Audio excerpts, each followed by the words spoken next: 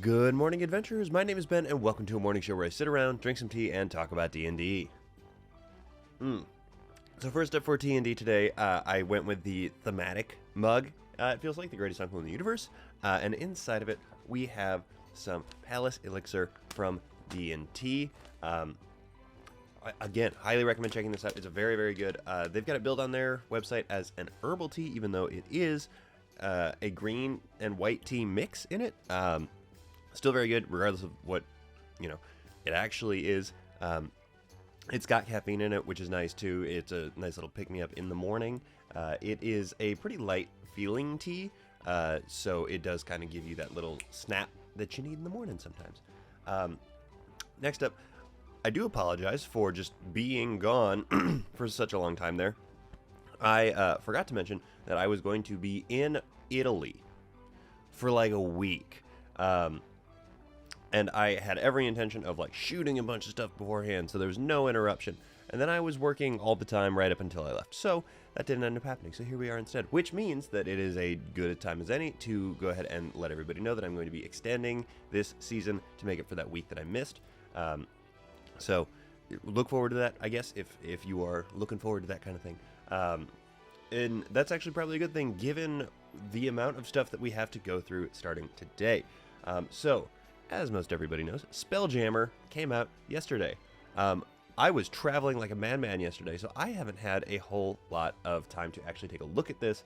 But that's why it's called a first look. That's why we do these kind of things, so that I have a little bit of time to take a look at it, talk about it, and then get into it a little bit deeper. I do think that we're going to have to probably break this down into 3 full review videos because of just the volume of content in each of these books.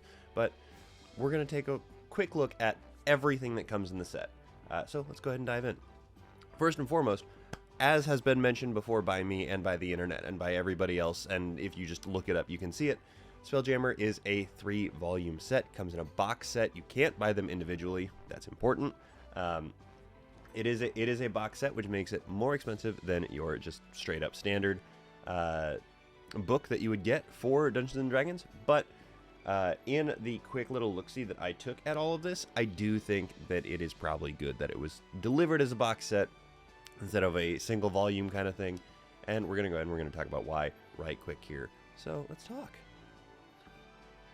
So in the set, you get 3 books, as mentioned. You get the Astral Adventurer's Guide, you get Boo's Astral Menagerie, and you get the Light of Zaraxis. I apologize ahead of time. I don't know a whole lot about Spelljammer going into this, but I do think it's really, really cool. So we're going to see how this goes. First up, in the Astral Adventurer's Guide, this is your player's handbook kind of thing. / Dungeon Master's Guide. It's a little bit of both. It does have plenty of game mechanic things for your DMs out there, but it also has character options. It's got sort of how the game should work in a Spelljammer type setting, which is good because Spelljammer is so wildly different from standard D&D from what I can tell. It borders on just straight up sci-fi, but at the same time, it's not because of the way that they are explaining some of this stuff in here. Again, I just took a quick look through. In Chapter 2, the How Spelljamming Works section, very useful section, I would assume, in full. I read a little bit of the speed sensations and air envelopes section, and it's all defined by magic. It's not defined by this, crazy science advancement. It's magic. It's all magic. And so it's not like Star Wars necessarily, even though Star Wars, the Force is pretty much magic. It's not like Star Trek. There we go. And so it is very much just this magical space adventure kind of thing, which is so vastly different from pretty much anything else that they've got for 5th edition so far, which is why I think that it is a very useful piece of information to have in its own separate little box here. In this one, you get 6 different character options. You get the Astral Elf, the Auto Gnome, the Gif, the Hadozi, the Plasmoid, and the Thrycreen. They are, for the most part, kind of self-explanatory for what they are, but some of them are not. The Astral Elf is just that. It is a space elf. And honestly, it's pretty cool. The Astral Elves are sort of like, I don't want to call them the hub of a lot of the lore here, but they're the hub of a lot of the lore in these books, from what I can tell. The auto gnome is a little construct. If you are following Critical Role Campaign 3, FCG is just a Warforged, but he is also pretty similar to an auto gnome kind of thing. One feature in the auto gnome that I do really like, because I did skim through that, is the healing machine sort of thing, where you can be affected by normal healing spells, which is fantastic. Thank God you can do that. But in addition, what you can do is you can have the mending spell cast on you, and that will allow you to go ahead and use a hit die to go ahead and heal yourself up some, which is a really cool feature and a really nice kind of way to do that, instead of just saying you get 5 hit points from mending, because then you could sit there over the course of 10 minutes and just fix yourself, like entirely fix yourself. This does let you like sort of speed up the whole short rest thing, because mending is just a much shorter casting time, but it does burn through all of your hit dice then. So I think it's a cool feature. That's it. That's really I like healers. You guys know that, so it feels like it's worth mentioning. After the auto gnome, you get the gift. They are the giant hippo mercenary people in space. Interesting. After that, you get the Hadozi, who are like these sapien kind of creatures, like these ape creatures. Sapien's not the right word. Ape is the right word. And they are portrayed later on in the like bestiary section as like essentially mercenary pirate kind of people. But you could play as one of them if you wanted to. Plasmoids. Exactly what you think. They are goo. Your goo people. And Thri-kreen are the giant like bug creature giant. Compared to normal bugs. Bug creature kind of things. Thri-kreen have been monsters in 5th edition for a while. So that one was not like super shocking to come across. Sorry, I've got all of the just like travel crap in me still, and I'm working on getting it out. The Astral Adventures Guide also comes with details on the astral plane, which is really fantastic. Magic, sort of how it works, how it interacts with everything. Spelljamming ships, including rules for ship-to-ship combat, crashing, repairs, weapons for it, different types of ships. There's a whole long section on different types of ships, and it really sort of like lays out a bunch of different options. And because of the breadth of those options, because there's something like 15 to 20 of them in here, it really gives you sort of an idea of how they are intending for this to work, so that you could build your own if you wanted to. Jumping forward to Boo's Astral Menagerie, this one is a little bit quicker because it is the monster manual of the set that you're getting here, which is really, really cool. I scrolled through, because I don't have my physical copies yet. I have to go pick them up. Again, very much just sort of like landed and started doing stuff. The bestiary here is really awesome. It has Astral Elves, Gif, Auto Gnomes, Hadozi, Thri-kreen.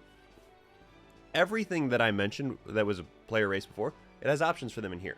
So you don't have to just like create characters and then strip them down in order to make them viable monsters.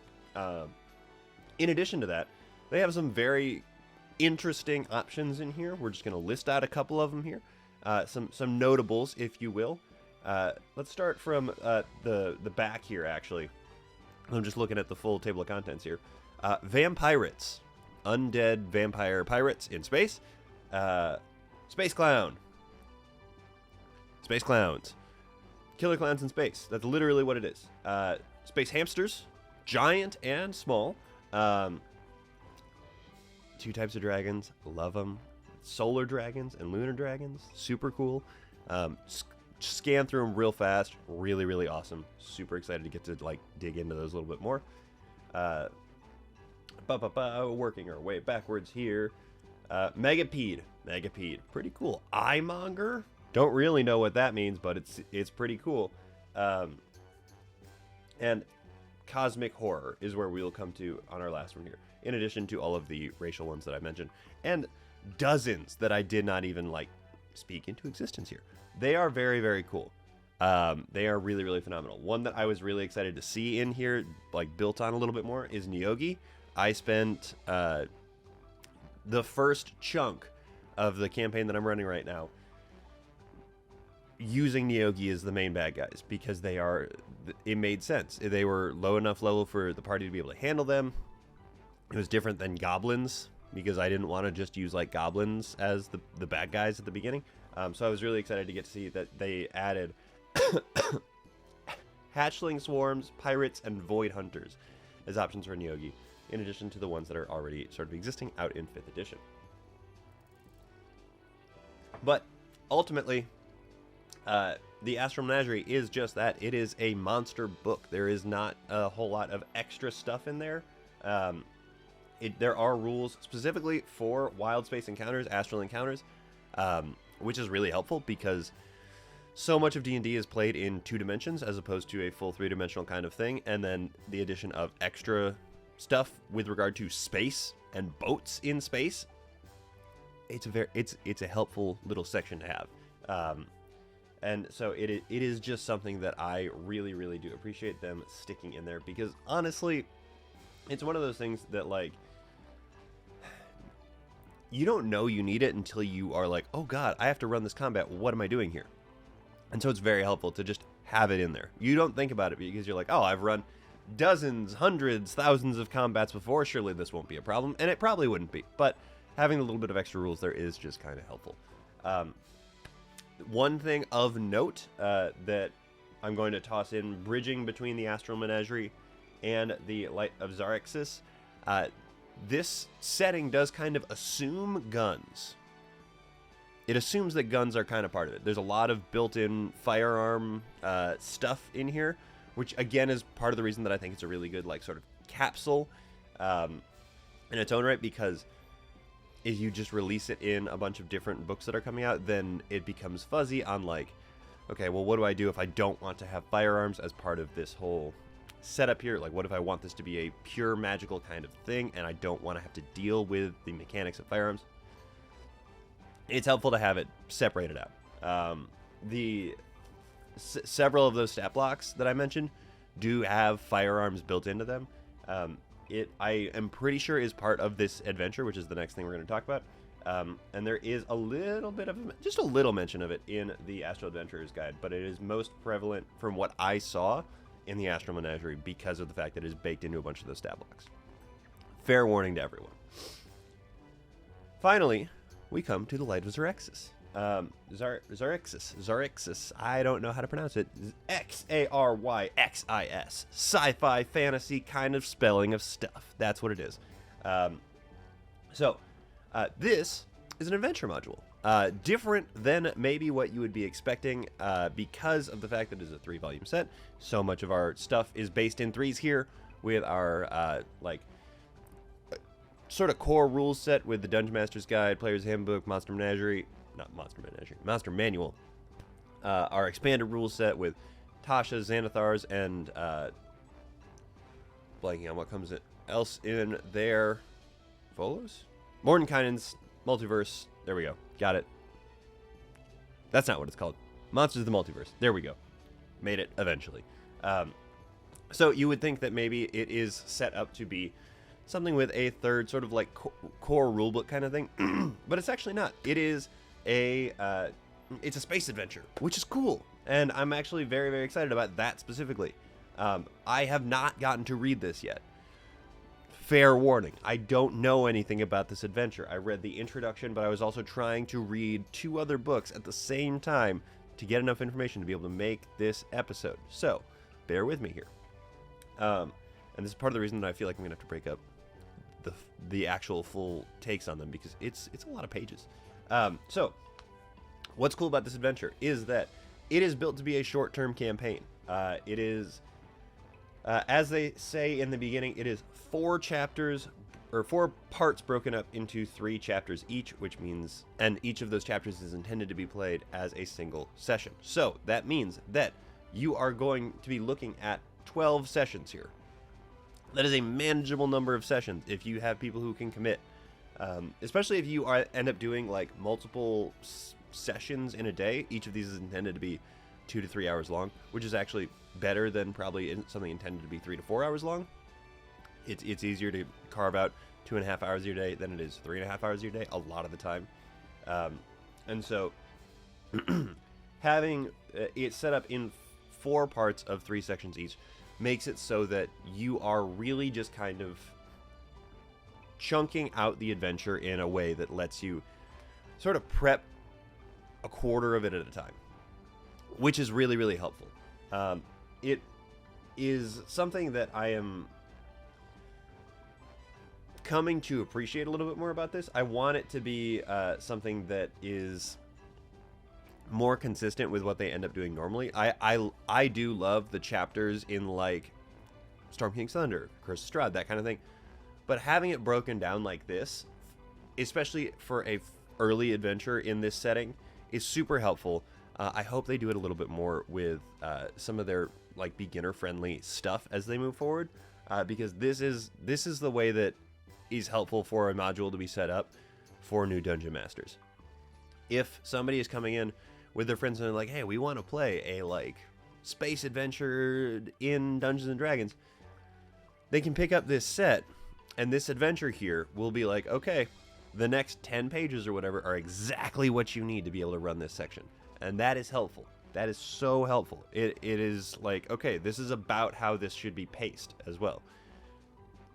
That is an invaluable breakdown for somebody who has no idea what they're doing. And quite frankly, in 5th edition, this is a very different take on the way that things work. And so it is a very helpful take, or a very helpful mechanic to be able to use that sort of breakdown as part of the writing process in this book.